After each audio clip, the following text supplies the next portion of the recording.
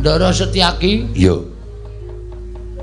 Kok tiba-tiba mak bedunduk? Bedunduk apane? Sampeyan iki lho. Kondur teko mak bedengus. Kaget aku lho. Bagong. Non. Kowe arep ndi? Wangsul. Bali ngopo? Ampun yaketen kena ora entuk angkutan.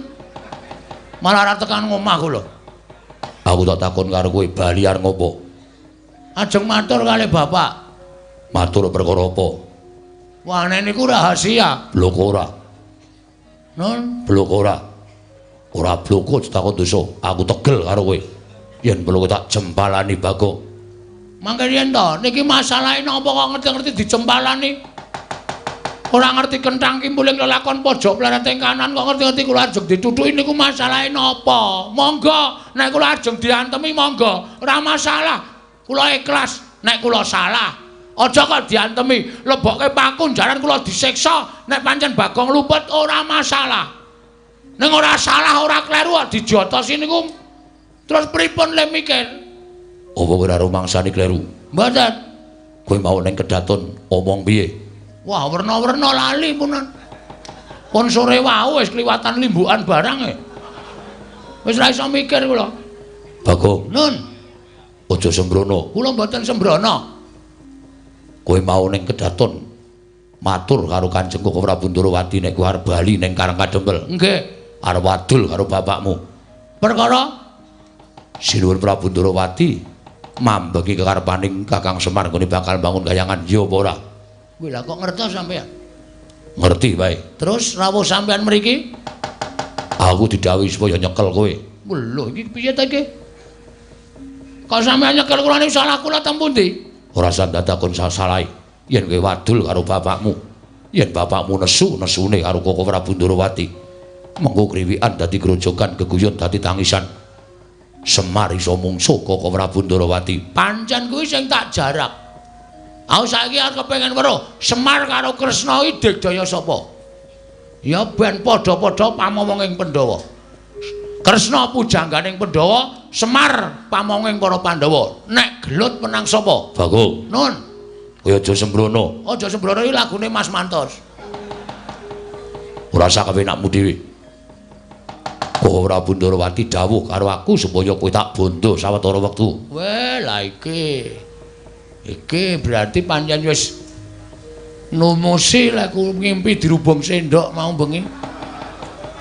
Edan tenan, dirubung penari sendok. Wah, terus nek kula bangga, Tak rampungi. nek kula pasrah, Kowe tak bondo. oh, oke, wis ben mudar nek kene mbok men. Wis tak niati. Kok ora tau mlebu ning cangkeme Sencaki lho. Kok meng lambeku terus sing klebon larane apa mergo aku ki gragas wae ya. Larane ki ngerti mlebu ning cangku aku kok apa-apa tak pangane. Urip mateng tak pangan abe. Bagong malah malang kerik. Malang kerik wae.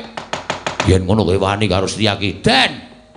Cacing niku kepidak menungsa ngolet ki ora ngrasake lara, ning butuh males karo sing idak.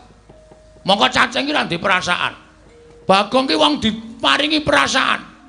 Aku ki mloro ae masuk angin tak goleke tamba, sontek tak blonyo awakku. Men mari kok mati diame-ame. Manusia macam apa kamu? Gugu karepe dhewe lah. Apa dikirane sampean getak-getak karo Bagong ki aku miris. Aku wedi. Gak no. Wah. Gak wedi aku. Yen ngono kowe wani karo aku, Wedian diamput. lho.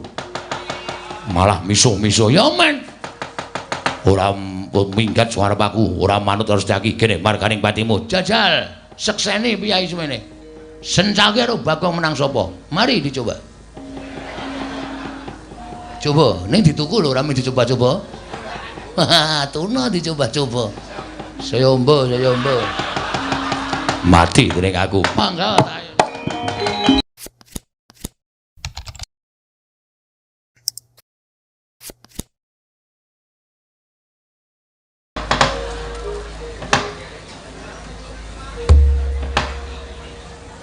Nyuwun Agung, mugi ngayomana marang Praja Ngamarta sak isinipun Nun mangke Koko Prabu dereng sawetawis dangu rawuh paduka Kanjeng Koko Prabu Ndorowati rayi para ngamarta ngaturaken pasegan panakrami kunjuk sandhapada paduka Kanjeng Koko Prabu Sri Bathara Kresna semban kula ing Dwarawati Koko Prabu pengayoman kula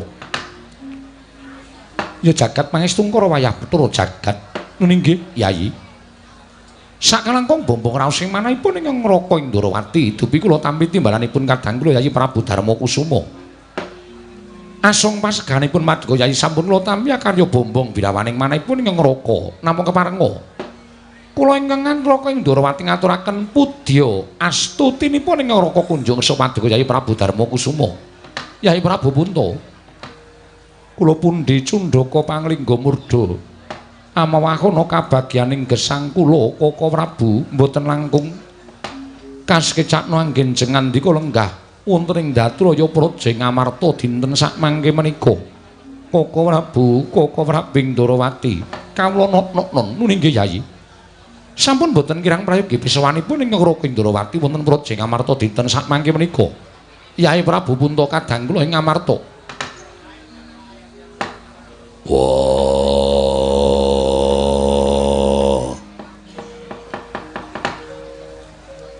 Kresna kakangku aku ngaturke sembahku katura Kresna kakangku sawetara rawuh ana ing Praja Ngamarta Kresna kakangku aku ngaturake sembahku katura kadangipun Kakang Dimas Werkudara Kresna kakangku iya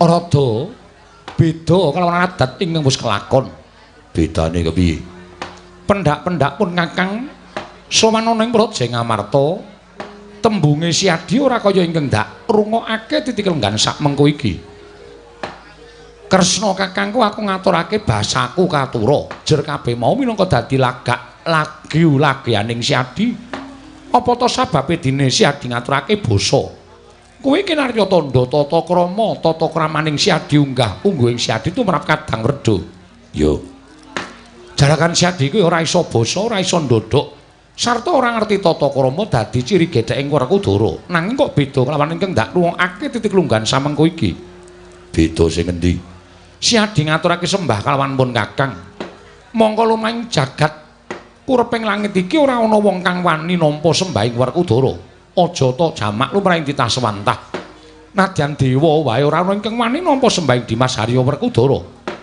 lah kok kadingaren temen Siadi ngaturke sembah kalawan pun Kakang mengko sawise pun Kakang nampa sembahing Siadi gek-gek ana apa-apa ingkang bakal tumanduk lawan pun Kakang mula sing gedhe pangapuramu sembahmu ora tak tampa Kresna kakangku Werkudara piye kena ngopo ora nampa sembahe Werkudara apa aku nandhang luput apa aku nandhang salah tumraping Ratu Ndorowati yen pancen aku kleru yen pancen aku luput maragake tuduna luputku menyang endi aja kaduk ati kajron menampa apa Siadi ora mirengake sabdaning pun Kakang pangendikaning pun Kakang yen to Siadi kuwi langka ngaturake sembah kalawan sapa wae kejaba mung Sang Ruci Bathara ya Sang Dewa Ruci mula gandeng pun Kakang kuwi jejering titah lumrah mengko yen to pun Kakang wani nampa sembahing Werkudara ndak ana apa-apa sing tak sandhang mula sembahmu ora tak tampa ning pangestuning pun Kakang tampan ana ora sudi aku nampa pangestumu lho apa sababe dene kaya mengkono ya merga kowe ora nampa sembahe Werkudara wong tuwa ingkang ora nampa sembahe Werkudara utawa wong tuwa ingkang ora nampa sembahe bocah nom tangeh pangestune wong tuwa ndayanana karo uripe sing taruna mula gandeng ora nampa sembahe Werkudara mula pangestumu ya ora tak tampa aku ya ora sudi nampa pangestumu lho kok ngono dinembune adil adile nggo nendi ora usah dadak tak baleni kowe ora nampa sembahe Werkudara pangestumu ya ora bakal tak tampa lah dalah jagat Dewa Bathara ya jagat pangestungkara ya wis saiki ngono wae tinimbang iki mengko dadi regejegan ingkang ora prayoga sembahing Werkudara tak tampa nadyan rada tida-tida penggaling pun Kakang tegese ora tulus pun Kakang nggone nampa sembahing Siadi merga pun Kakang isih wedi yen ana apa-apa ing tumanduk lawan pun Kakang ning sembahmu tak tampa kanthi rasa kepeksa pangestunipun Kakang Tampanana. Wenehna kono apan-apan tak jumpuhi. Werkudara ana paran. Kenapa kok dadi tembungmu kaya ngono? Ya, merga kowe ora rair batin amba sembahe Werkudara. Pengesmu tak tampani ya apik, ora ya ora apa-apa. Mula jeneng wis adil. Yalah dalah. Jagat paisane ngubathara wayah tur jagat. Sena Kresna kakangku piye? Iki lho. Senengipun Kakang ana kene iki nadyan si adiki agal gruwal-gruwal. Si adiku kuwi wong dosa, wong kau, wong mlaha apa anane. Nanging tinemune ngrawit kaya jaroting asem penggaling si adi tulus lahir lan batin. Dimas, sembahing Werkudara tak tampa kanthi lega-legawaning penggalipun Kakang ora liwat pangestunipun Kakang Tampanana. Mengkari ngono dadak tekan ndi-ndi. Pangestumu tak tampani ndadekake dayaning uripku Kresna kakangku. Werkudara iya. Prayogakno nggonmu lenggah. Kaya wis ora kurang prayoga Dimas, Arya Werkudara. Koko Prabu. Nadan ingkang rayi ing Madukara pun Arjuna. Kula ngaturaken sembah pangabekti kula kunjuk Koko Prabu. Dimas kadhahipun Kakang Janaka tak tampa. Ora liwat pangestunipun Kakang Tampanana. Kula pun dinggo jimat paripih dayana ing kasantosan. Koko Prabu kula ngaturaken sembah pangabekti kula kunjuk. Koko Prabu, kula ngaturaken sembah pangabekti kula kunjuk. Ya kembar tak tampa. Ora liwat pangestunipun Kakang Tampanana kembar. Nggih kula pun dinggo jimat. Nggih, kula pun dinggo jimat paripih dayana ing kasantosan. Mugi kasekecakno anggenjeng andika lenggah. Ya kembar kaya wis ora kurang prayoga praptanipun Kakang Dwarawati. Koko Prabu. Saestu adamel gugup gagap guragapan raos sing manahipun ingkang rayi ngamarta. Krana rawuh paduka ingkang boten cecala ingkang saderengipun duka Prabu jimat semban kula menawi alit utusan gandhek sak kembaran agengipun utusan Nayaka ing Dwarawati bilih riki lenggan menika paduka badhe kepareng tedhak wonten ing Praja Ngamarta saestu kula nedya ngrakit arata manik obra ing linangsing Jong Banunji kinarya methuk paduka Kanjeng Koko Prabu saha nyawisaken Hermawar kinarya miji ampian paduka Kanjeng Koko Prabu Dwarawati kacena tandha bektinipun kadang taruna tumraping kadang werda Koko Prabu Dwarawati. Yayi, kula wonten timbalaning ngadhawu. Nuwun sewu. Nadyan kathah-kathah pangendhanipun Nyai Prabu Darmaji, nanging kula nuwun sewu pangandika paduka menika mboten jumbuh kalana lampahan ingkang kelampah. Liripun paduka paring dawuh mekaten inggih. Mesinipun kula mboten badhe atur nawala miwah utusan Nayaka ing Dwarawati supados cecala bilih kalenggan menika ingkang raka badhe keparang sowan wonten negari Ngamarta. Sabab sowanipun ing Raka ing Dwarawati titi kelenggan sak mangke menika anuruti surasaning nawala ingkang sampun kula tampi. Kula nuwun sewu. Sowanipun ing Raka ing Dwarawati menika ingkang sepisan tuwi dhateng kawijenganipun kadang kula para Pandhawa. Dene dungkap angka kalih. Semunipun radi kaget raosing manahipun ing Raka ing Dwarawati. Krana menapa Yayi? Sareng kula waspaosaken paduka Yayi kepareng lenggah wonten ing Praja Ngamarta madyaning Datulaya. Tumuli saking Jawi katingal rengu pasuryanipun paduka Yayi Prabu ewadene saking Raka ing Dwarawati kepareng sowan wonten raos bombong saklebeting penggalih. Menika katandha bilih penggalih paduka nedeng wonten perkawis ingkang ginebeng mila ingkang saking menika Yayi. Sawanipun Raka ing Dwarawati tumunten kula cumadhong dawuh menggah menapa ta wigatosipun dene paduka Yayi Prabu kepareng lenggah siniwaka namung kemawon katingal rengu pasuryan paduka Yayi Prabu. Yayi tumuli kababarana ingkang Raka ing Dwarawati nedya ngangunaken jangga nilengaken karna mastuti sabda tama paduka Yayi Prabu Darmakusuma kadang kula ing Ngamarta Yayi.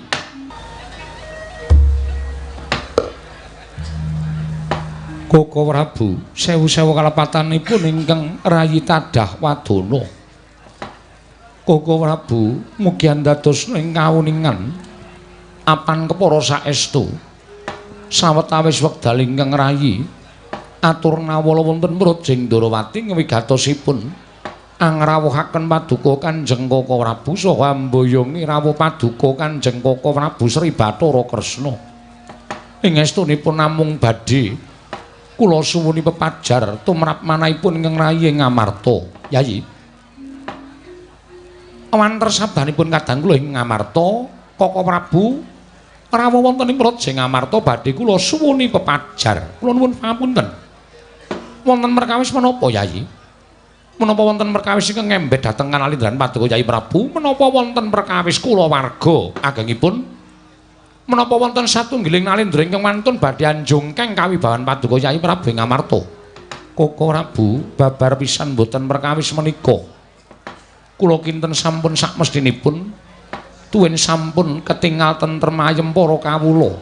Miwah boten wonten perkawis kula warga tumraping para Pandhawa, namung Koko Prabu mugi andadosna ing kawuningan sampun wonten sapta ari kelungguhan menika manah kula boten jenak.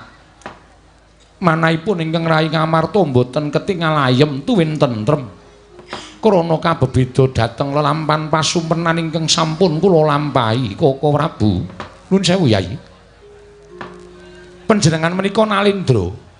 Mangka ratu menika wong kang sinampiran pakaryan nyekel kendhuken saking pernatan amis baji ning negara menika wonten pundhaking Nalindra. Nanging sabab menapa ing atasipun Paduka menika Nalindra teka gampil kabebedung dhateng wujuding pasumpenan menawi ngantos sak mangke drarung-drarung anggen Paduka menggali babakan pasumpenan menapa boten nami tumpangsa anggen Paduka badhe ngasta bawat peperintah negari Ngamarta. Mila ingkang saking menika kula nyuwun pepajar supados sak mangke kula pana babakan lelampahan ingkang sampun kula lampahi medal margining pasumpenan. Koko Prabu mugi andadosna ing kawuningan boten kanthi kanyana-nyana nalika semanten ingkang rayi nembe jejagongan kelawan Kakang Semar Badranaya wondene anggenipun alampah jejagongan menika kala wau wonten sak nginggiling baita boten kanthi kanyana-nyana toyaning bengawan satemah bena akarya jomplang punang palwa. Koko Prabu Kakang Semar kendhang kapracundhang sareng kaliyan ingkang rayi Ngamarta namung kemawon wonten kalekaning jagat gaweaning para dewa ingkang rayi saged uwal saking bebaya wondene Kakang Semar musna tanpa lare guragapan raos ing manahipun ingkang rayi Ngamarta tumunten boten dangu anggen kula pungun-pungun wonten saklebeting pasumpenan. Koko Prabu sanget elok katingal wonten wewayanganipun Kyai Semar Badranaya ingkang mangku Sanghyang Candra katingal gumebyar pasuryanipun Kakang Semar. Koko Prabu lelampahan mekaten menika kala wau satemah dadosaken bingung raos ing manahipun ing rayi Ngamarta menawi kepareng Paduka medharaken menggah menapa ta werdinipun menika kala wau. Koko Prabu jagat wasisaning Bathara Wayapura jagat. Yayi ingkang Raka Indrawati menika kula nuwun sewu, kula ugi mboten pana babakan pasumpenan.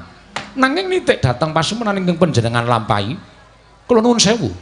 Impen menika kala wau mboten badhe uwal saking kawontenanipun Kyai Semar Badranaya tuwin wonten sambung rapetipun kaliyan Kakang Nayantaka. Kula kang sangka kuwi Kresna kakangku. Ora usah dadak walang ati bakal ana kedadian apa tumrap negara Ngamarta. Kang ora sambung rapete karo Semar Badranaya. Yen pancen becik syukur, nang yen tala kedadiane impen mau, mula kaki Kresna kakangku paringa dawuh. Pandhawa kudu kepiye supaya ora dumadi lakon sing bebanger ya ning negara Ngamarta ing ana sambung rapete lawan Semar Badranaya. Ya, Werkudara. Nang yen miturut pangendikaning Kyai Darmaji, nalika Kakang Semar kendhang kapracundhang kontal kaprapal kena banyu bena ana ing jroning bengawan tumuli ilang dikedhepake. Satemah ora suwe tumuli ana wewayanganing Kyai Semar Badranaya gegambaran ana ing antariksa. Lamun Kyai Semar mangku Sanghyang Candra Dimas, negara Ngamarta bakal ana lakon. Mbuh ala mbuh becik, nanging kabeh lakon mau bakal ngembet marang kahananing Kyai Semar Badranaya. Mula perkara iki kudu sing mrayitna ngati-ati. Sing mrayitna ngati-ati tegese piye? Yen pancen lakon iki mengko tibane ala, Pandhawa kudu tata-tata samapta ing gati sawigaing diri. Nanging yen lelakon iki mengko tibane becik, Mbok menawa wis pinesti kuwi dadi kinodrat, dadi kanugrahaning para Pandhawa, Dimas. Wah, Kresna kakangku iya. Mila ingkang saking menika Yayi. Aturipun ingkang Raka dhateng ing Raying Jodipati, mbok menawi Yayi sampun midhanget piyambak. Tumunten sakmangke badhe paring dawuh menapa malih. Ingkang Raka nedya nganglungaken jangga nilingaken Karna. Ingkang saking menika Kaka Prabu kula suwun kanthi sanget. Jengandika Kaka Prabu sawetawis wekdal sampun kundur wonten ing Praja Ndarawati anengga babaring sasmita ingkang sampun kula tampi Kaka Prabu. Sidhemadening Pasewakan Agung. Nalika semanten sami midhangetaken pangandhanipun nata ing Ndarawati itu Nalendra ingkang wicaksana wasis. Dinambi ingkang Rayi Nalendra ing Amarta Prabu Darmakusuma. Saknalika legeg jroning Pasewakan didhem datanan ingkang sami anyabawa. Nadyan gegodhongan teng ngobah samirana datal mampah kaperbawan pangandikaning nata agung ing Ndarawati pantuhu panitising Sang Hyang Bathara Wisnu. Nadyan ing Amarta Prabu Darmakusuma datan mubah datan musik nganti kaya pratima kencana. Pratima tegese golek kencana Mas Semara cayane nganti kaya golek kencana. Nglenggahi kanyut minangka wardu kanyut ujare maganten wardu jare pangecana durung abang widodro manding dasaring pertala. Kasaru geger njaba piyak ngarsa tangeping wurya seban bonamu apa to kang dadi darunane. Ora nematan rangke Gajah Medha saka Wandilan. Kejawi namung utusan saing Karang Kadempel. Nenggih putra kinasih Lurah Semar Badranaya. Putra Wuragiling Lurah Semar Badranaya ki Lurah Bagong ing wantun nyerpepeh pindha sata metarangan. Akarya cingak kang samya mulat mangurung bareng para kawula kanca piyak-piyak ana daya minggir jaluk dalan. Kadanging Kakang Dimas Werkudara Barep kakangku apa? ora kanthi kanyana-nyana geger jroning Pasewakan ndak kira yen to ana gajah meta sarta macan ingkang wal saka ing krangkeng jebul iki sowaning Panakawan ora pangling Bagong ingkang Abiyantara. Wah, cah degleng Bagong arep apa? Sowan ana ing Praja Ngamarta. Wah, mula kaki timbalana barep kakangku. Yen Bagong darbe panjaluk turutana, jer kuwi minangka dadi Panakawanku lan Panakawaning Pandhawa. Aja nganti mirang-mirangke. Kaki timbalana. Ngopo Bagong sowan? Iya Dimas. Prayogakno anggone si Adi Lenggah. Yo wis ora kurang kepenak. Pun Kakang dangu kelawan Bagong mangsa Baranga Purbawasih tak pasrahke marang barep kakangku. Panakawan Bagong padha kanthi raharja sak praptamu Panakawan. Nun amit pasang Kalimantabe tinebena ing iladune dumawahing tawang towang sinuwun linepatna ing tulak manuk. Menawi wonten lepat anggen kula munjuk atur ngersa paduka Gusti kula ingkang sinuwun Diagung Pangaksami kepareng aturaken sembah sumungkeming pangabekti kula kunjo nggih sinuwun. Iya Bagong ndak tampa pangestuku tampanana. Matur sembah nuwun. Niki Ngamarta kok larone akeh banget to sinuwun. Iya Bagong. Niki nek tenggen kula wis tak plastiki. Ceplokke ndok enak banget iki. Panakawan Bagong padha raharja sak praptamu. Wah, ngandera mlebu cangkem. Pangestunipun sinuwun Ndarawati wilujeng bekti kula kunjung nggih sinuwun. Iya Bagong tak tampa pangestuku tampanana Bagong. Kula pundhe nggo jimat paripandayana ingkang santos. Ora sasok nirokke swaraning ratu nggih. Akarang kula niku nek krungu pangendikaning Ndara-ndara Pandhawa niku ati kula niku seneng. Sinuwun Puntadewa niku nek ngendika luro, alus, lembah manah, andhapasor. Ndara Werkudara nek ngendika ngopo Bagong? Sik, mataku kesamber aron. Ndara Werkudara nek ngendika gedhe gandem. Gandem arem so sistem.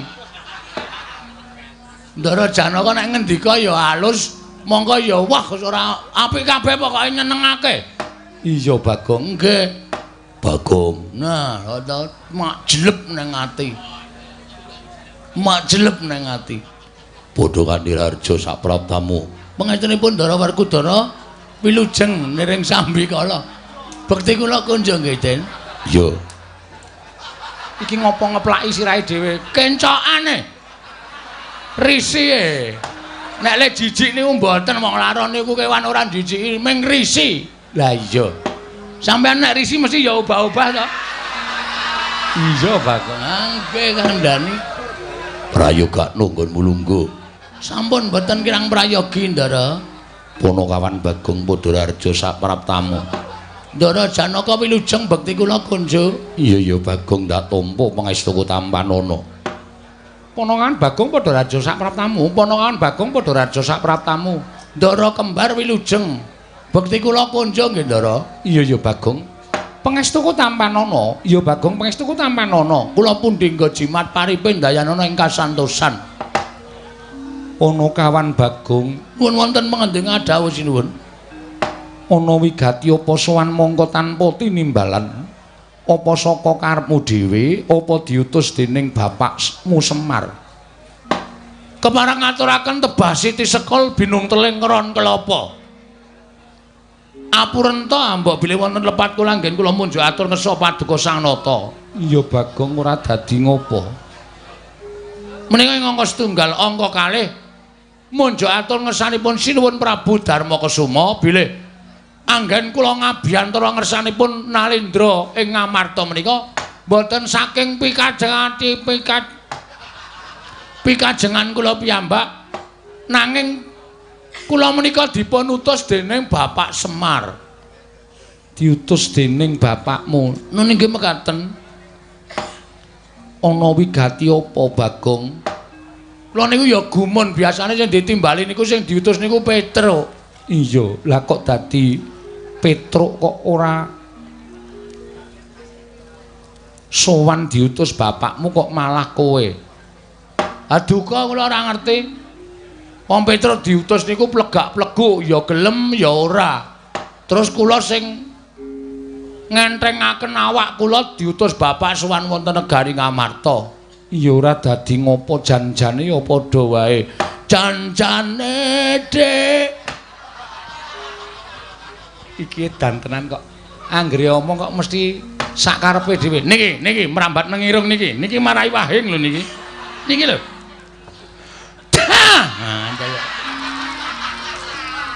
Utek-utek nang jero anu e. Ya wis senengno wae Bagong. Ngaten, bapak niku nimbali kali kula, Bagong. Anu gareng karo Petruk kowe tak lumpukke. Iki aku duwe niat sarta duwe kajat. Ngerti nek aku bakal mbangun kayangan. Bapakmu bakal mbangun kayangan. Nggih, kula dhewe ya wis mak tratap. Bapak kok ajeng bangun kayangan niku wong bapak niku nuwun sewu. Pawone we ambruk ora dibenake kok. Ajeng bangun kayangan mongko ngundang anak-anake. Ha niki kula wis tratapan mergo anak-anake mesti jaluki serkiler. Ning jebule mboten. Bapak maksude piye arep bangun kayangan ki maksude piye, Pak? Mergo kayangan sing arep tak piye to iki kok ana terus iki. Mergo sing arep tak bangun ki dudu kok lho iki lho iki. Iki lho.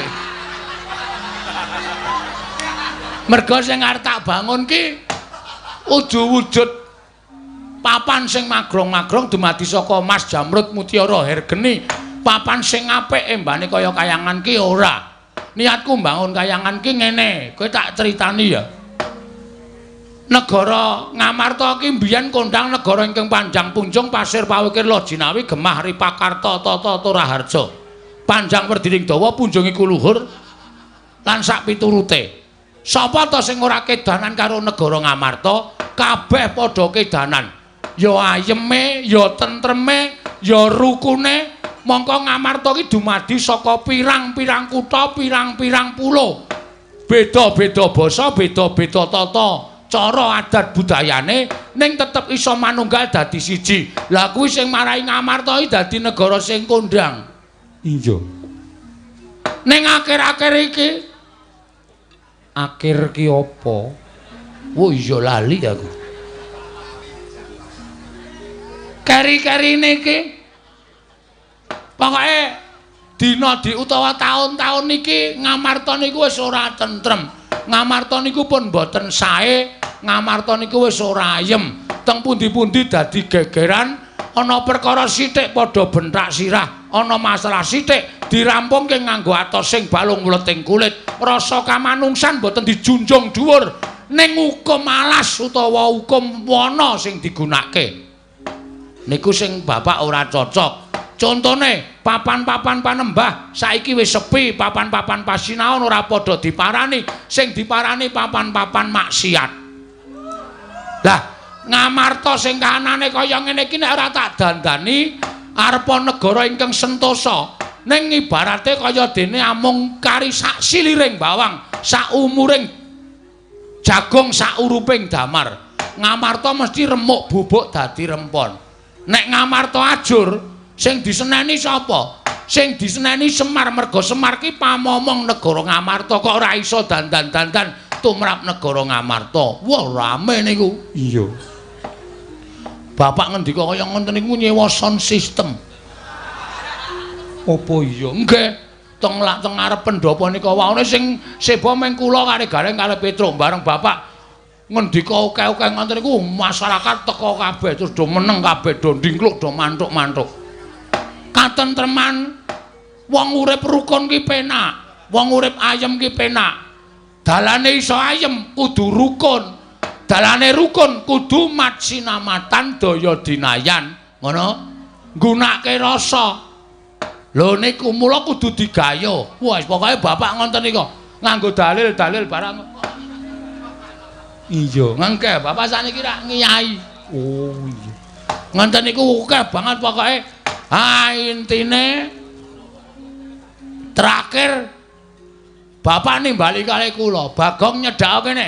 Sing tak sawang anakku sing iso ngewangi aku mawon kaya kok ming kowe. Terus Petruk sajae kaya gelo nika ora digunakake. Ya ora apa-apa Bagong. Nggih, ya kudu sing adil Semar niku. Iya pancen mengkono. Nggih.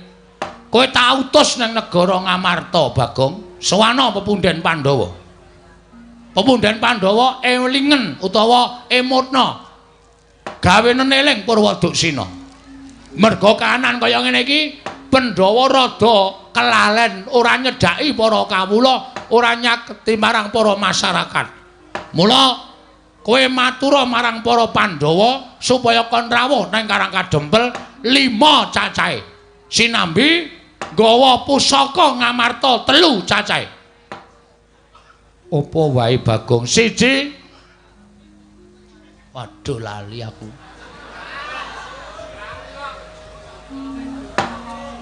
Tumbak Kiai Pleret.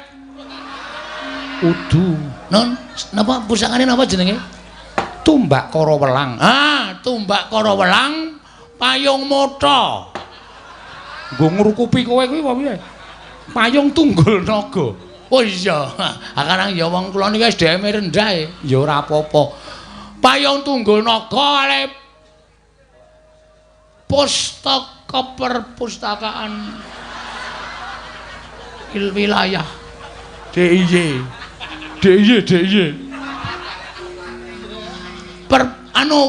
pustaka Jamus. Nah, pustaka Jamrut Jamus Kelimasada.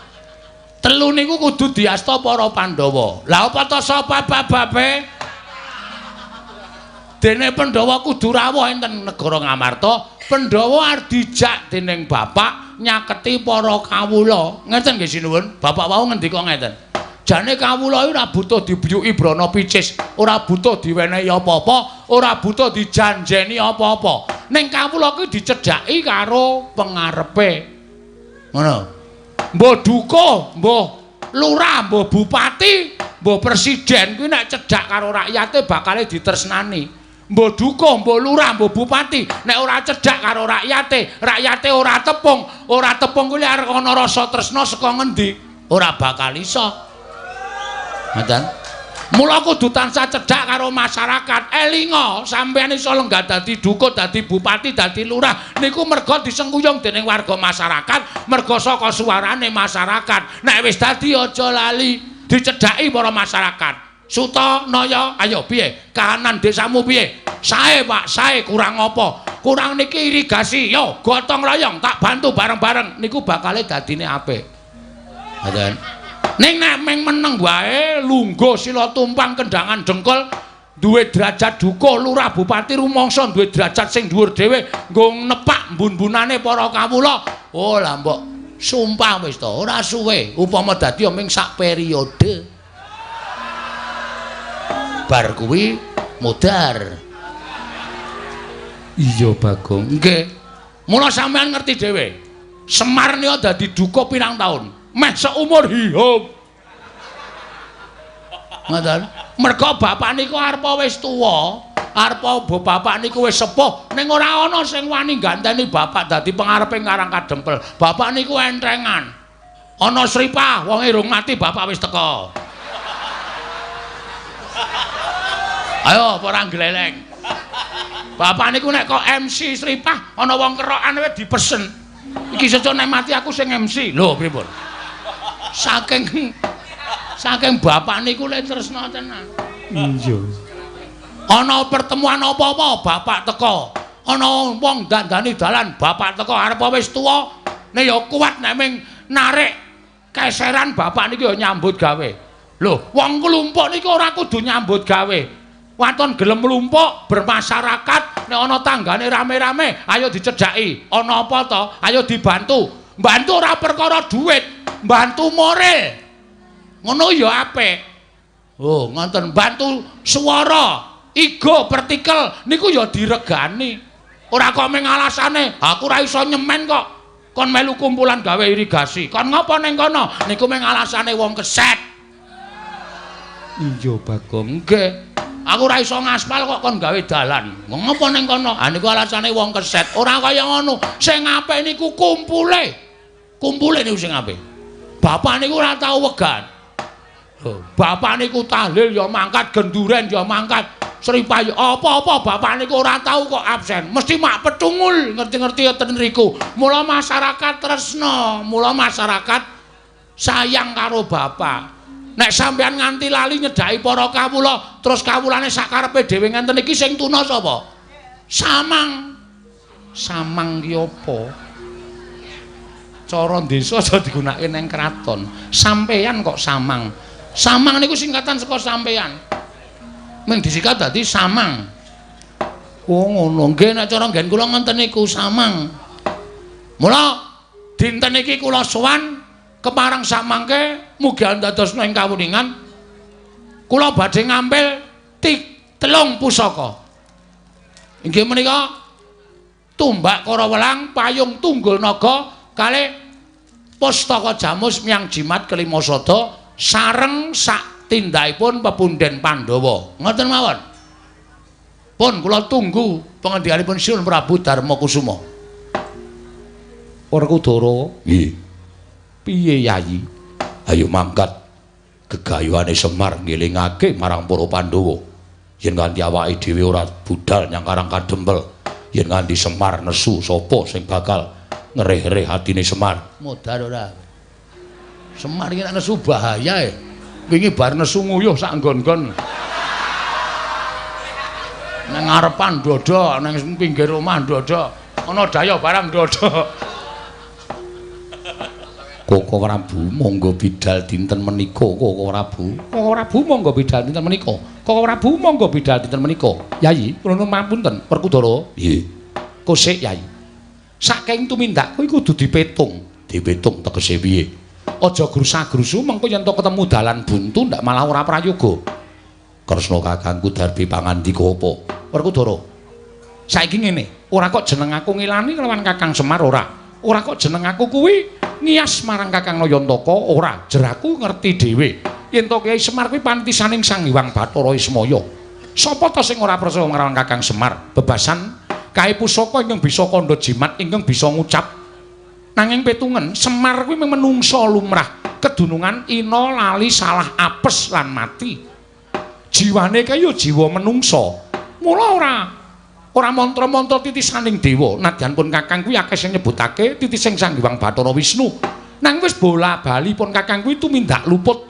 Wis bola-bali pun Kakang kuwi tumindak kleru. Merga isih kesandingan wadak. Tegesipun isih kesandingan tata lair. Wong kang isih kesandingan wadak kuwi tegese gampang nglakoni keluputan. Mula Dimas, perkara iki dipetung aja kesusu budal yang karang kadempel. Tegese Kresna kakangku ngendika kaya ngono. Ora usah dadak mbok iker-ingerke, aja mbok ubeng-ubengke. Gage jujuken ana panyakra bawa apa kowe kelawan Kakang Semar. Werkudara. Tembung sing akeh-akeh saka pun Kakang mau lereke mung siji. Semar kuwi isih menungsa, kedurungan ina lali salah apes lan mati. Lah, kuwatiring pun Kakang ana tembunge si Bagong nyuwun ngampil pusaka telu, tumbak kara welang payung tunggul naga, kelawan pustaka jamus miyang jimat lima sada. Ana rasa kuwatir penggalipun Kakang mbok menawa ana niat ala saka Kakang Semar kok kepengin nguwasani pusaka telu negara Ngamarta. Lah iki lho Yayi, perlu tok petung. Merga dasare apa aku iso kandha kaya mengkono, Semar isih menungsa kedunungan wadak, tegese kedunungan luput. Mula perkara iki kudu dipetung, aja kesusu budal nang karang kadempel. Ning ditanjehke sik apa lahir batin Semar nggone bakal bangun kayangan, apa kabeh mau mung kinarya pawadan utawa kinarya alasaning Kyai Semar nggone duwe niat ingkang ora prayoga. Dene panjenengane kepengin gaya wujuding pusaka telu, pustaka jamus lima sada, tumbak kara welang, payung tunggul naga Werkudara.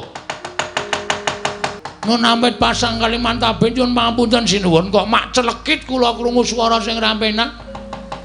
Bagong sing sabar Bagong, aja banjur tumangkar kanepsamu merga midhanget sabdaning Koko Prabu Ndhuwarawati. Kudu sabar merga pirembugan akeh para priyagung kuwi pancen penemune dhewe-dhewe. Nggih, kula percaya. Ning ana kata-kata sing marai ora penak. Semar ki isih kedunungan wadak. Semar ki kedunungan wadak, wong sing wis kedunungan wadak kuwi kedunungan ina lali salah apes lan mati. Terus Semar dianggep arep tumindak sing ora prayoga merga kepengin gaya wujuding tumbak kara welang payung tunggul naga lan pustaka jamus lima sada. Nuwun sewu napa atur kula nika dereng cetha. Pustaka jamus lima sada tumbak kara welang menika estunipun namung kinarya syarat. Syarat. Mohon yang belum mendengarkan kinarya syarat. Dadi kula Semar niku ora kepengin gaya pustaka jamus lima sada. Semar niku gunane napa to kepengin pusaka? Arga ngapa? Wong Semar niku wonge seneng tentrem, Semar niku wonge seneng rukun. Semar niku wonge ora seneng regejegan. Kok mbutuhke pusaka ki ajeng ke napa? Kula tak takon. Iya Bagong, sabar Bagong. Wis ra iso sabar. Sabar ana wates ya iki kulon pragae duwe wates kok. Nyepelekke. Nek pancen lupute karo Semar dasare teng pundi? Nek Semar niku kepengin kamukten, Semar niku pengen derajat pangkat wis biyen-biyen. Monggo Semar niku saiki umure wis ora iso diitung. Kalkulatore jebol. Ngitung umure Semar. Pinten abad umure Semar? Kok isih kepengin gaya kanugrahan, kepengin gaya derajat pangkat ki nuwun sewu. Niku dasare ora kok perkara petung nganggo tembung sing apik. Niku pancen dasare wong niku ora seneng karo Semar. Bagong, aku njaluk sing sabar. Kula nek pun ngenten iki ora iso dindakke. Bagong sabar dhisik. Ah ora iso. Lara ati kula dunake kaya ngono. Ketayalan tekan mriki saringan mawon. Nek ana sing ngarani Semar tumindak elek, mboten masalah, mboten masalah. Kula tak wangsul. Kula tak wangsul teng Karang Kadempel, kula tak matur kalih Bapak, "Pak, kowe dikira ngene. Kowe dikira tumindak arep tumindak ngene. Mengke nek Semar takon, sapa sing ngarani Bagong? Sing ngarani iki." Kira-kira piye? Nek Semar nesu kira-kira wong sing muni ngono kuwi mau wani wae piye? Adu arep karo bapak. Iya, aku ngerti yen bapakmu nesu aku iso ngrasakake lan aku dhewe ora bakal wani. Ning tak jaluk sing sabar Bagong. Mboten iso sabar. Pusaka bakal tak paringke kowe. Ora nggawa pusaka ora patheken. Wis kebacut mangkel kula teng mriki. Nembung apik-apik. kula niku le ajeng matur sinuwun Prabu Darma Kusuma wiwit dikongkon bapak 3 dina kepungkur kula sinau basa Jawa. Men aja ketrikel-trikel omongan kula kok barang tekan iki ana sawe sing lambene sampe naik dhewe. Bagong kuwi Nalendra Ora urusan. Bagong sing sabar. Aja kaya ngono, kowe sing sabar kowe wong tuwa. Wong tuwa ngapa? Oh, aku ora trima. Wis ngonten mawon saniki lereke. Saniki garis besare ngoten mawon. Sinuwun purun maringke syarat 3 niku mboten? apa? 1 semen 3 sak. Aku ki jan mapikir aku malah bangun toilet terus. Tumbakara welang payung tunggul naga pustaka jamus miyang Jimatyoto ajeng mangpareke mboten. Nek sampean maringke matur nuwun tegese sampean sing kelingan karo labuhane Bapak Semar. Nek sampean ora maringke nggugu omongane wong sing ngandhake Semar kedulungan Wadak mboten apa-apa, mboten apa-apa. Ning ampun ngluputke kula nek Bapak ninggal Pandhawa. Ampun ngluputke kula. Pandhawa iso kaya ngene iki merga sapa? Pandhawa cilik dileliting mlebu ngalas ditutke. Mlebu guwa ditutke karo bapak dijak prihatin. Tundhone saniki Pandhawa ngunduh wae ing pakarti iso mukti ngawibawa. Bapak ya tetep dadi abdi ora mundhak pangkate, ora ana kok tumenggung Semar niku mboten wonten. Niku ikhlas bapak nglakoni lelakon kaya ngoten niku ikhlas, Ndara. Nek kok sampeyan wonten niku malah enten pangendika sithik wae ra nuwun sewu rada terus penggalih sampeyan ora tetek, ora tangguh, ora tanggon. Wah, Kresna kakangku. Merga saka pangendikamu Bagong nganti kaya ngono. Wah, piye iki ngendhake? Ora ana sing ngendhake aku nek nesu. Nek ora diliwetke. Aku iki nesu anggere mambu. Sega terus mendho. Ayo, piye? Mboten wonten. Pun ngenten mawon kula mlakuke omong nggih kula niku kesel. Omong terus saben bengi laren-laren. Ngenten mawon nggih. Tundhep pion. Mboten sak kula jret-jret sing angel-angel, kula tak wangsul. Bali piye? Bali matur karo bapak. Arep matur apa? Apa anane ajeng kula omong nggih bakone wong resik. Ora tau tumindak ngapusi kula niku ora tau tumindak ngapusi blas ora tau. A kula omongke A, B kula omongke B. Ora ana tetembungan Bagong kok dandang dikandhake kontol-kontol dikandhake dandang. Mboten, kasunyatan sing dumadi kula aturke ngersane bapak. Nek bapak nesu kula wis ora melu-melu, ora melu cawe-cawe. Nek nganti bapak kula lapori ngonten, Pandhawa kok kaya ngono. Aku dhewe sing ning Ngamarta. Kapok kabeh. Seli, wingi tanggane bapak dintuti bapak opname sepriki. Ngobal-obal entut ngeri tenan. Ambune wus sak bis mambu kabeh. Saya nek bar mayang, wah. Nggloso terus mengkurep dias. Wah, sampean ngerti abdine bapak sing jenenge Bagya. Saniki raine ireng matane mlethis. Merga kenontut niku wau. Asli kula ora golo.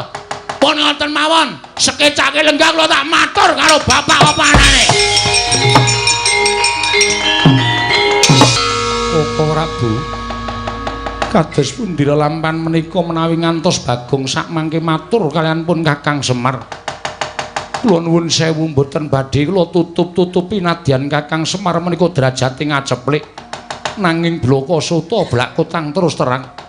Menawi ngantos Kakang Semar murina kaliyan para Pandhawa sinten ingkang badhe ngendhakaken Kakang Semar Koko Prabu? Wah, Kresna kakangku piye? Kowe kudu tanggung jawab. Aja meneng wae. Wah, kowe kudu wani tanggung jawab Kresna kakangku. Arjuna kula wonten paring adhawuh. Ayo melu pun Kakang metu njaba, Yai. Wis medal Jawi iki lho Bagong sumawon ana ta ing Ndrawati. Nalika semanten dumadi kailaning jagat gaweaning para dewa. Dupi iki ora Bagong medal Jawi kaya ana daya ingkang kawasa angoprak madyaning pagedhongan pusaka. Kyai Tumbak Karawelang Payung Tunggul Naga Pustaka Jamus Lima Sada Katingal Gegana Tutwuntat tindake iki ora Bagong.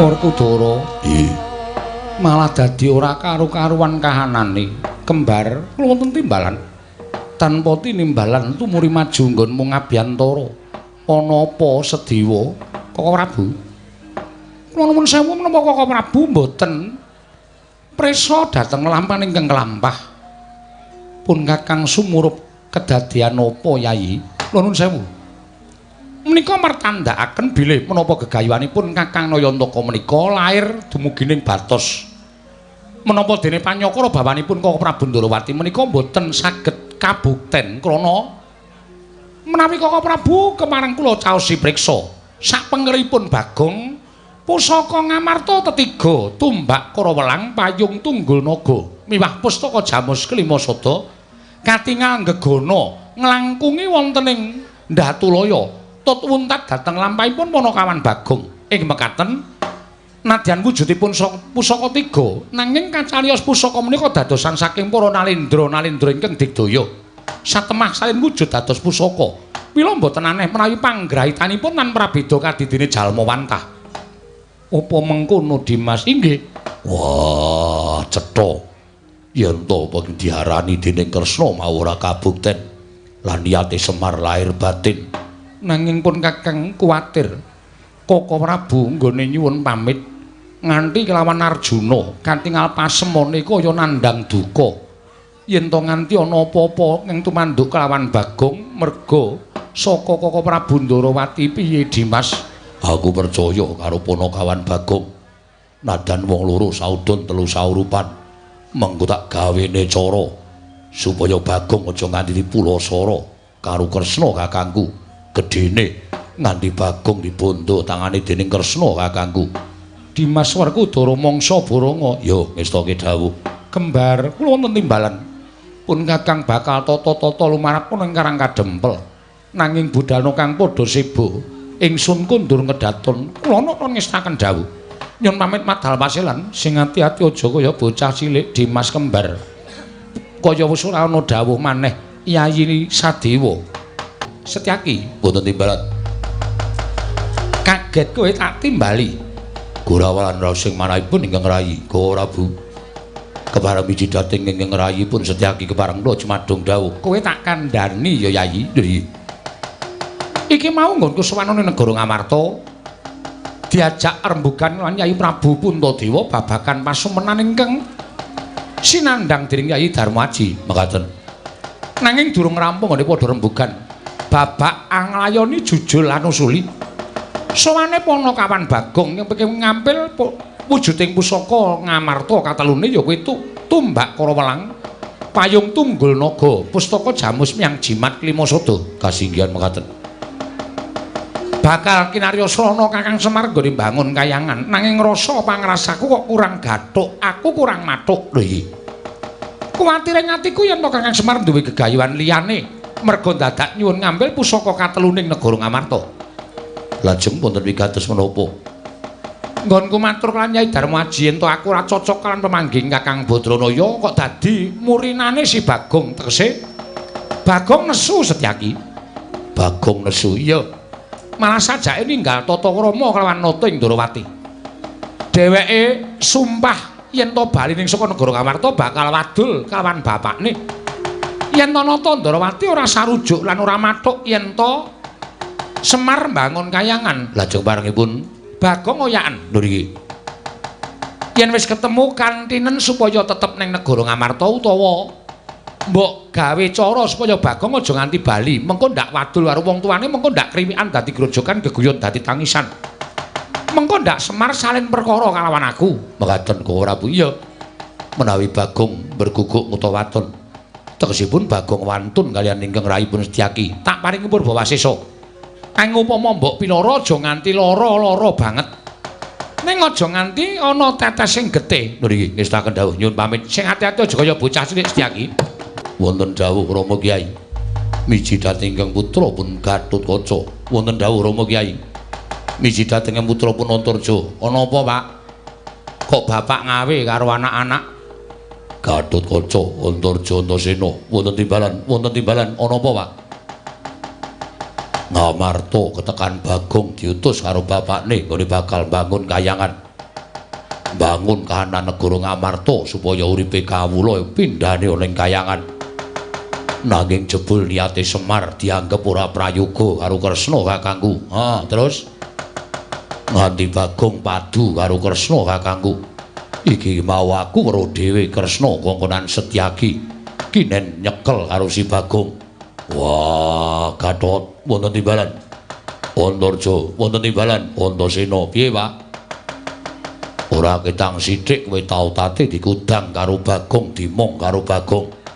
Bagong kuwi Panakawan, nadyan aku wong tuamu wae tau tate nampa pangudange Bagong.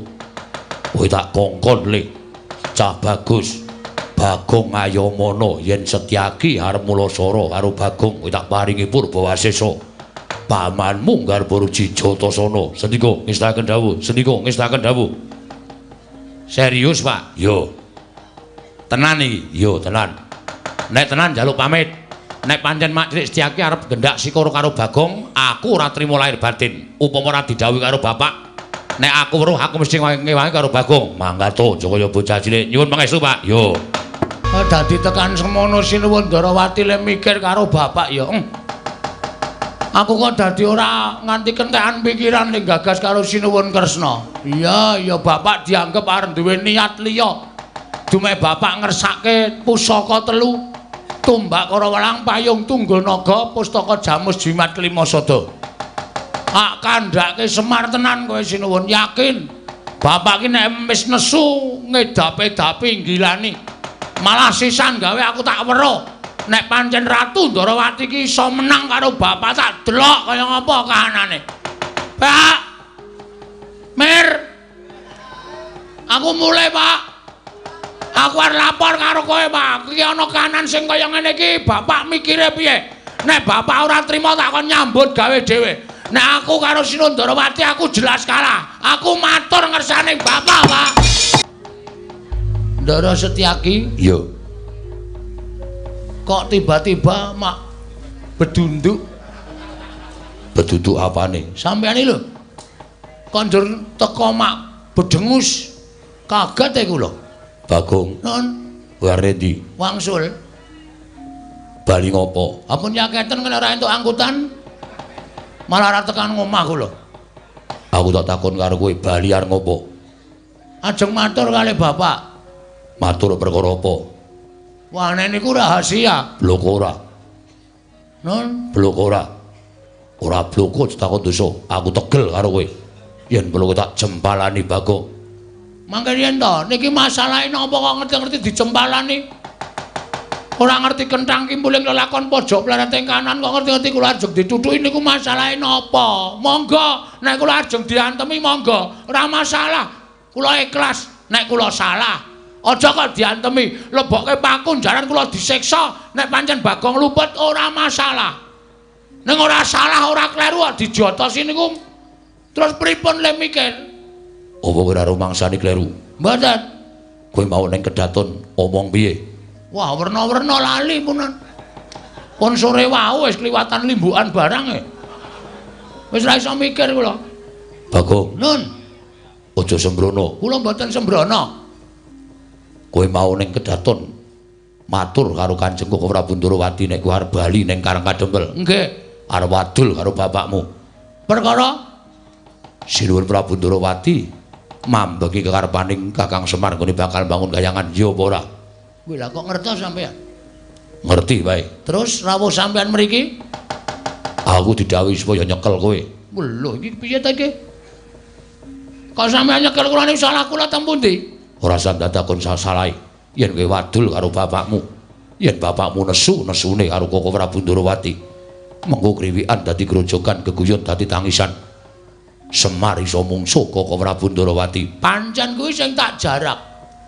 Aku saiki arep kepengin weruh Semar karo Kresna iki digdaya sapa? Ya ben padha-padha pamomonging Pandhawa.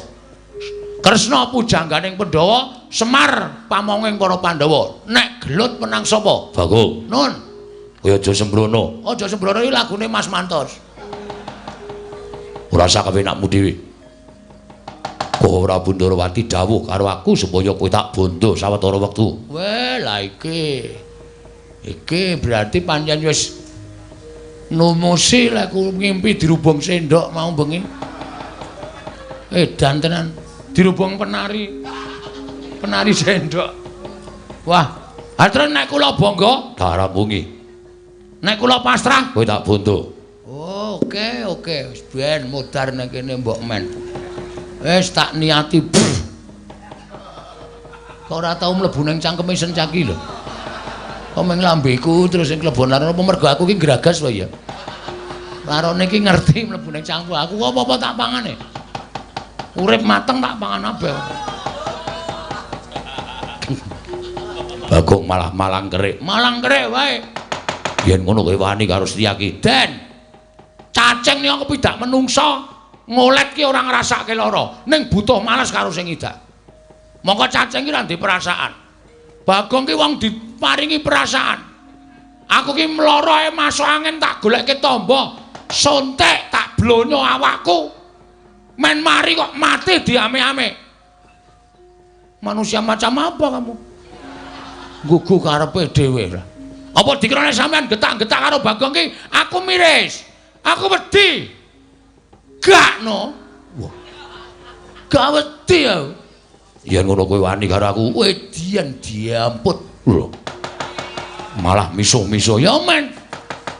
ora minggat suarep aku, ora manut karo Setyaki. Kene marganing patimu. Jajal sekseni piyai semene. Sencaki karo Bagong menang sapa? Mari dicoba. Coba, ning dituku lho ora dicoba-coba. Tuna dicoba-coba. Saya ombo. Mati dening aku. Mangga ta.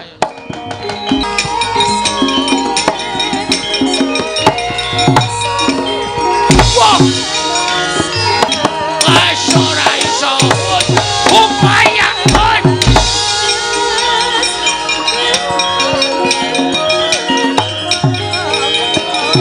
Mati kowe. Woi.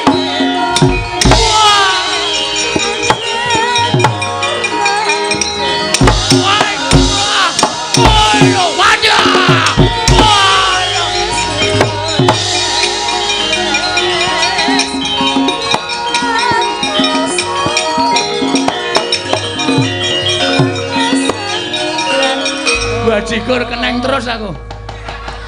Ngasem kok. Tak tendang ayo meng sikilku ki meng sekilan. Nendang ya meng mak telalu ngono. Ngantem ya luput, nendang ya luput, Sencaki mbungahe ngantem karo aku. Wis jelas. Iya, kowe Setyaki. Ayo aja leren maju rene. Njaluk tak ajar, njaluk tak remuk awakmu. Oke. Pisan iki aku kalah. Ning sateruse aku yakin tetep kalah.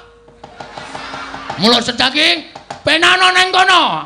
Nek kowe arep ngajak karo Bagong, nek kowe iso ngoyak Bagong, ayo aku pasrah karo kowe Setyaki. Ngono kowe iso ngoyak aku. Bekas copet e. Nggres entuk copetan lek mlayu iso slep. Ora iso konangan wong e. Ayo, Oyan. Ora iso ngoyak aku laporke bapak. Ben geger Ndarawati karo Karang Kajember wis.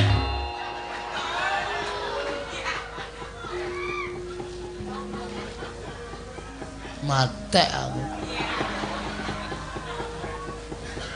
Aku dadi Satpol PP kok ngelumpuk nang kene. Bagong. Anu nggih. Nyuwun ngapunten. Ora apa-apa. Ngopo kok raine pucet? Nggih ketemu karo sampeyan nek mriko diajar Sencaki, mriki ketemu Linmas. Modar kula Den. Ora kok ketemu bendarane kok malah nangis. Gong. Kowe iki jak omong kok mripate nang ndi-ndi? Ngematke bakso e. Wah, wis akene pucet ngeleh. Wis ora iso nyambi iki engko wis ngrekam. Itu jatahmu. Engko tak ngono wae, goreng laron malah. Saya akeh iki. Wis ben ra apa-apa. Kowe ngopo kok bathukmu biru, mripatmu biru? Ning gusine ra abang to? Abang. Mengko nek gusine biru ndak? Waduh Lindo, wong bagus gusine biru. Ora. Kowe ngopo? Anu wae, diajar Ndara Sencaki. Lho, sida diajar. Wis mau kok dadak sida diajar ora. Lah terus sampean mriki? Aku didhawuhi bapak. Bapak sapa? Ya bapakku. Bapak sampean apa? Lho kuwi piye to? Bapakku rak Werkudara to. Lho, isih ajeg to? Dengkulmu mlocot. Apa kon ganti bapak mbok menawa keng ibu gareng rapi meneh. Sogo telakmu mudhar ora. Kowe mlayu nggih. Wedi. Ya mesti wedi. Aku lho ora tau iso males e. Anggere ngantem luput cupet. Anggere nendang ya ora kena edane. Ndara Sencaki iki duwe aji lembu sekilan. Angger tak antem mesti kurang sekilan, mesti ora kena e. Mergane kowe iki awakmu cupet kabeh kok. Heeh. Ha terus? Ngene, aku mau didhawuhi bapak kon ngewangi kowe. Kira-kira kowe gelem ora tak ewangi? Serius? Lho tenan, malah ora mung aku Kakang Garusa Kakang Antarja. Kabeh do ngewangi karo kowe. Kira-kira piye? Wani ora? Wani. Ki mbok digoleki lenge ditablek iso ora ta iki? Ya ini kok goleki leng. Lah yo peteng banget to. Ketara kok kowe? Wis kowe ora usah wedi. Wis saiki nang kene tenguk nang ngarepku kene. Engko nek Mak Setyaki tekan kene arep ngajar karo kowe, aku sing arep nandangi. Mbok dilegong, lek cengelmu iki. Gus. Tak ajar kowe ora. Mangkel aku iki tuwae, Mas. Arep sampean iki bendaraku sampean ki nom. Wong tuwa kok kon ngelek laron. Kaya ngomah ra ono sego. Lah jare sok goreng. Engko. Lah. Padha wae wong senengane ya doyane kok dadak. Wis ngonten mawon nggih tak tunggune kene. Entene kene. Kira-kira majelis iki ora trima, omong aku ajari. Omong karo Kakang Garusa ya ben diajar. Omong Kakang Antarja ya diajar. Iki kabeh ngewangi karo kowe. Ngambung ora, malah meng pipi e.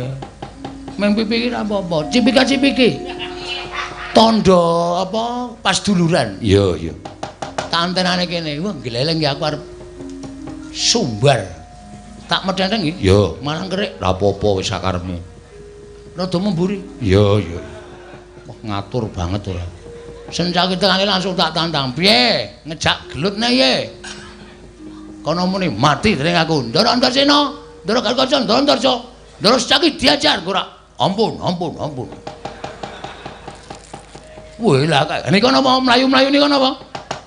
Oh, kae apa? Iki apa nang irung barang. Ngosek Ndara Sencaki kok kaya latihan gestrek.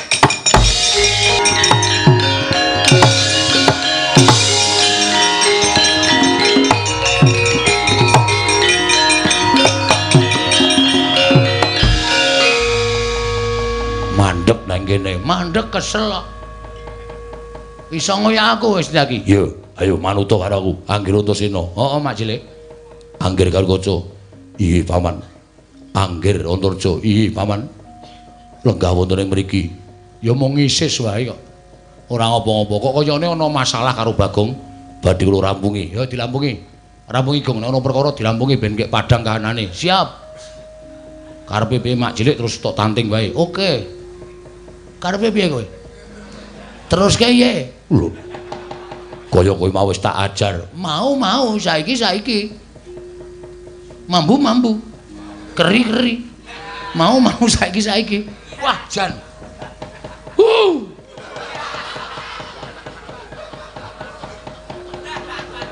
Rada mundur le mayang. Temlekan. Yen ngono kowe wani harus Setyaki. Sing tak wedeni awakmu. Ora minggat suarep aku. Wis gawe wirange Setyaki kene marganing patimu. Panggao tayoni. Lho, wani tenan. Kowe kuat nadai kekuatane ndara-ndara ku sing lengganeng mburi iki. Kelakon kowe boyong Bagong. Lho, nggih. Apa Majile? Bagong kok nandangi kados ngaten. Ya pancen tenan kok. Nek Majile arep ngantemi Bagong, sing diantemi aja Bagong, ning Antasena. Sing mbok jotosi Kakang Gargaca, sing mbok jotosi Kakang Turja. Saguh dadi suliye Bagong dijotosi Majile Setyaki. Wah. Ampun ngoten, nggih. Jenengan mriku kok kados ngaten. Iki tenanan. Tenanan ora ming guyon. Mula manut wae Majile wis. Kersane piye arep dijotosi nek perlu sampean nggawa godha wesi kuning. Ning sing duduk ya aja Bagong. Antarja, Antasena, Gatotkaca. Ya to, Kang? Ya, Dimas. Lah. Piye? Sida ora? Kok pucet? Kok saged ngaten? Merga Bagong kuwi abdiku, Le. Bagong kuwi abdine Pandhawa. Aku ora ketang sithik tau tate digudang Bagong. Tau dimong karo Bagong. Mulane ana wong sing arep ngendak sikur karo Bagong, aku ora trima. Semono uga Kakang Garwaca Kakang Turja ya ngono, rumangsa wis tau dimong Bagong. Nek ana wong sing arep ngantemi Bagong, mestine do mbelani, ora trima. Bagong itu tukang pamomonging anak-anak Pandhawa kok arep dijotosi sak penake dhewe. Apa nek kira-kira Mak Cilik ora tegel jotosi Antasena, Gatotkaca Turja dicoba wae. Njajal Bagong ora sah gelut ning mungsuhmu aku wakile Bagong. Ya coba ye. Yo piye? Wong iki nek ora salah iki nek ndi-ndi dibantu karo wong. Ora kok mengsa kepenakmu dhewe dumeh didhawuhi karo kakane terus Bagong iki mergane patimu. Boten derek aku. Saiki piye? Kowe ngomong apa saiki? Ayo muni ya. Muni ya, guys. Yo. Ya piye ora ya ya ya ya. Ya wis. Ya wis. Ya wis piye? Ya wis Bagong aku. Aku ora sida. Mula sara karo kowe. Ah piye kok ora sida iki wah, kene wis mempeng e. Kene wis nyewa tukang pukul 3 e. Pukul batu bata. Pukul batu kali. Pukul gundulmu. Rasah nesu ngono iki kok nesu ora.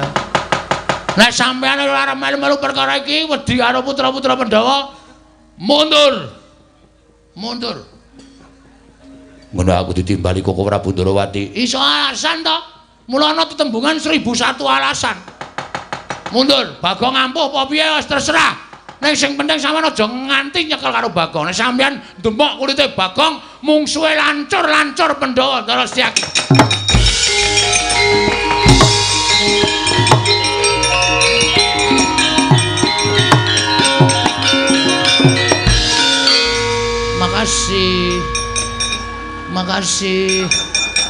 Makasih. Yo padha-padha. Beres pisan. Lah yo. Jane beres kowe gendang bali ana Pandhara bapakmu ora usah adul-adul ya, Gong. Nggih. Malah yen perlu engko sak budalmu aku nututi karo kowe. Nek wis tak tututi aku arep bantu karo bapakmu karo Kakang Garwaca Kakang Turja. Siap. Weh, aneng kula mulai iso didukani bapak. Mergane Kula mulai kon gawa pusaka 3, tumbak karo welang, payung tunggul naga, kali pustaka jamus jimat 5 sada Ndara. lah terus piye? Wah, kula dhewe ya ora iso mikir.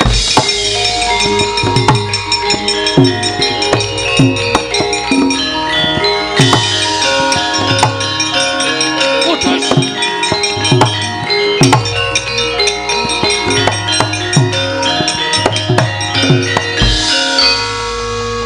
Bila dalah.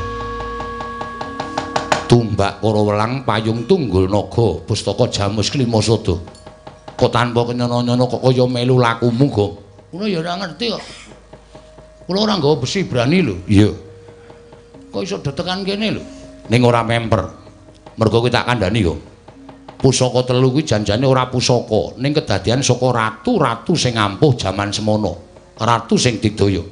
Mula wujuding pusaka ning panggraitane tanpa beda kaya menungsa. Ngono ya? Iya. Wis rasan dadak wedi. Pusaka 3 boyongan ning Karang Kadempel, sak pungkurmu aku nusul karo kowe. Monggo yen perlu bapak karo Sinuwun Prabu Puntadewa, Siwa Ngamarta tak suwune supaya tedhak ning Karang Kadempel. Estu nggih, Den. Iya. Nggih nyuwun pamit niki pusaka kula gawane kula tak bali matur karo Bapak. Ya sing ati-ati go nggih.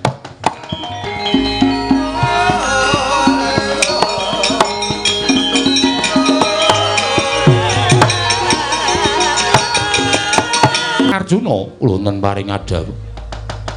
Ora mati nduga mono. Lah kok dadi Setyaki malah ora ngetok. Monggo tak utus supaya nyandet kelawan lakuning Bagong. Lri. Arjuna ulunten paring adawu. Rasaku kok kaya ora kepenak kepareng paduka Kanjeng Koko Prabu. Aku tak munggah ning Kayiwangan. Pareng paduka Aku tak nyuwun prisa kelawan Sang Hyang Pikulun Jatimurti. Niate Kakang Semar iki mau pancen lahir batin nibakan Balung Kayangan. Apa ana niat ingkang sinandhi ingkang sinimpen legetaning penggalih Kakang Nayantaka. Ingkang darbe niat ingkang ora prayoga. Mekaten Koko Prabu lajeng ingkang rayi. Sawetara wektu tunggunen ana ing kene. Mengko sawise aku entuk pangendikaning Hyang Jatimurti aku bakal nemoni kelawan sira Yai Arjuna. Koko Prabu sembah kula ingkang nderekaken jengkar paduka. Iya, Yai Janaka. Om Mastu Nomo Sidam. Skaring bawana langgeng Kakang Rodo. Kakang Resi Kanika Putra.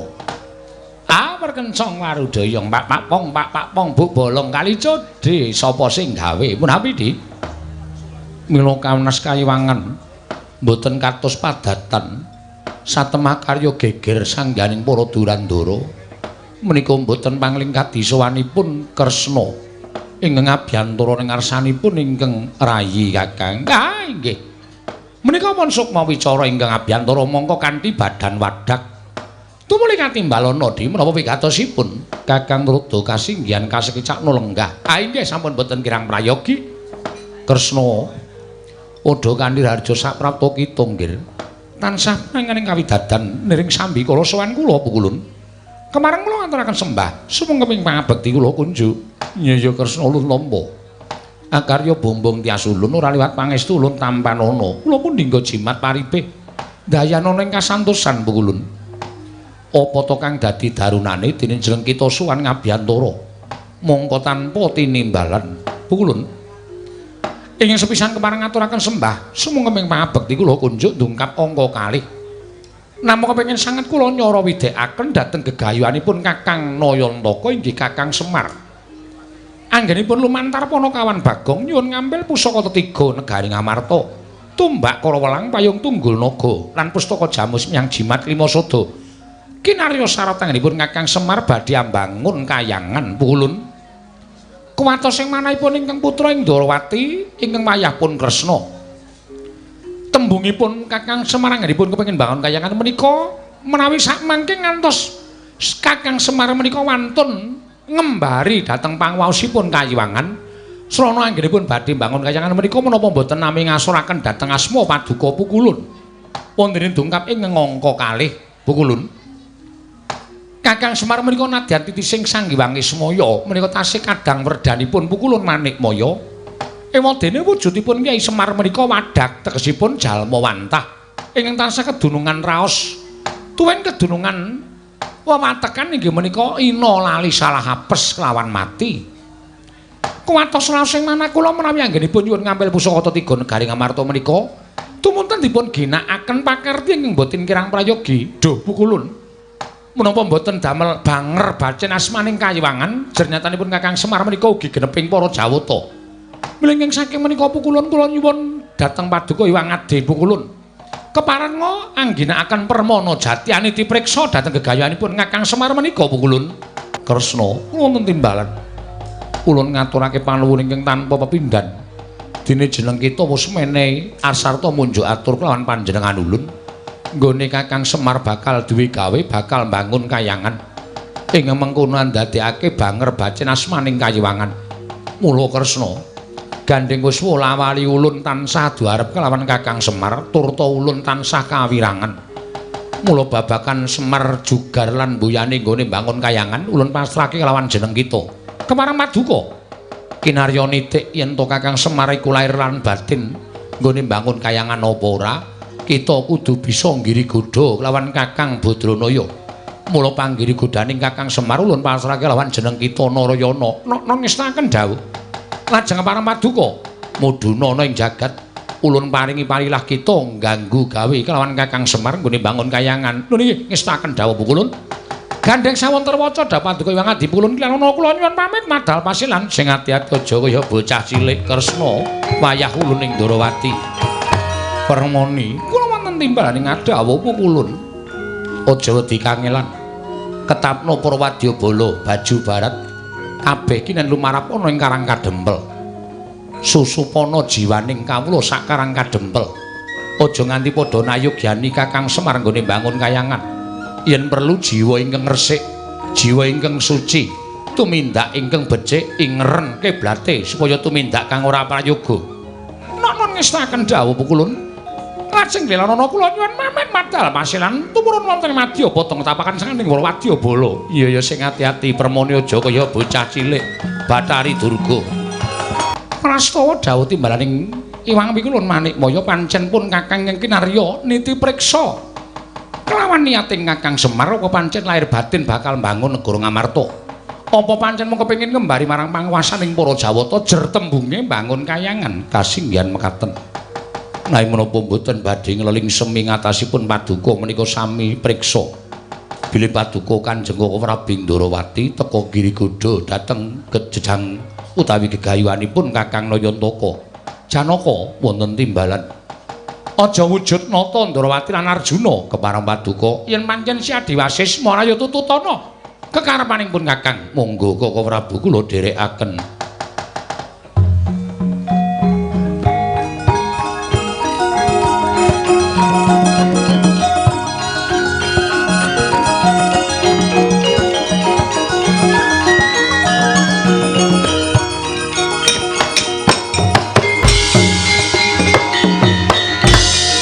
Janaka wonten timbalan Kaka Prabu.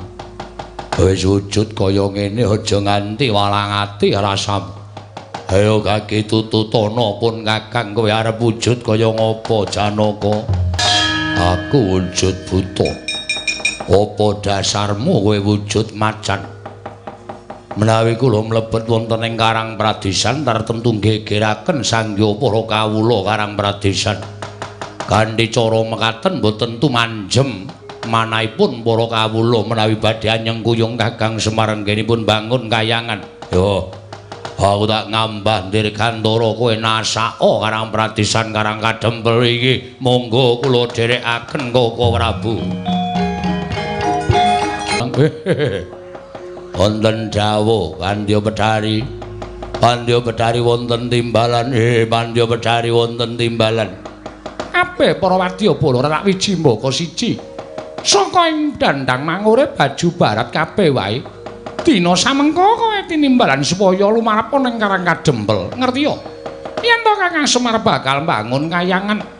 Monggo nampa ngemban dawuh timbalaning Sang Hyang Jagat Girinata kowe karo aku kenen Girigoda kawula sak Karang Kadempel. Aja nyarujuki marang apa kang dadi gayuhaning Kakang Semar.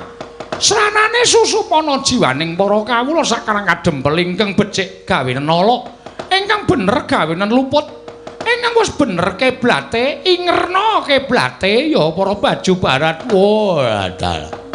Lajeng pangkatipun para wadyabala benjang menapa? Ora ketang sambung obor celintang tumulya mangkat dina iki. Non ngestaken dawuh nyuwun pamit Pandya Bedhari. Wah.